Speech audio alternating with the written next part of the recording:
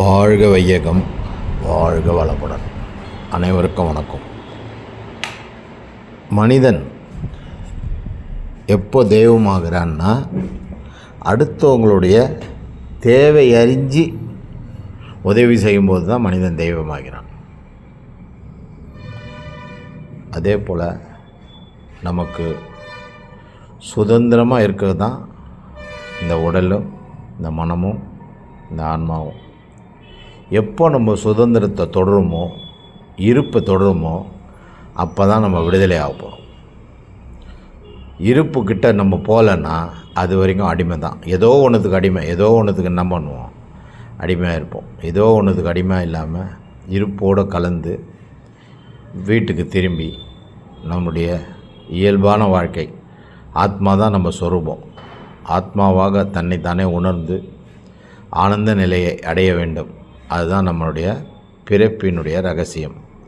இது மனித தேகத்துக்கு மட்டும்தான் உண்டு. ஆகையால் மனித தேகத்தை எடுத்து மிஸ் பண்ணாமல் தன்னைத்தானே உணர்ந்து பிறருக்கும் உதவி செய்து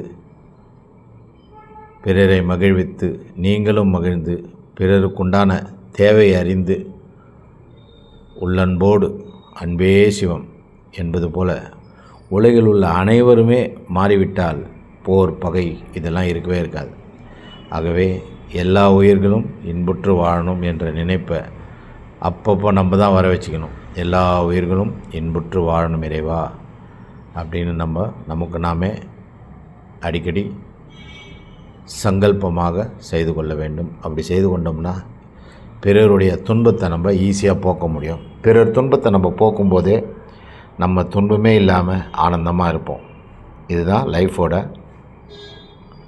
விதி, வாழ்க்கையோட விதி இதுதான். ஆகவே உங்களுக்காகவும் உங்களை சுற்றி உள்ளவர்களுக்காகவும் நீங்கள் எப்போதும் நல்ல வார்த்தைகளை பேசி, நல்ல செயல்களை செய்து, நல்ல எண்ணங்களை விதைத்து, நல்ல வார்த்தைகளை பயன்படுத்தி வாருங்கள். உங்கள் வாழ்க்கையில் எல்லாமே தலைகீழாக மாறிவிடும். நல்லதாக நடக்கும். நன்றி.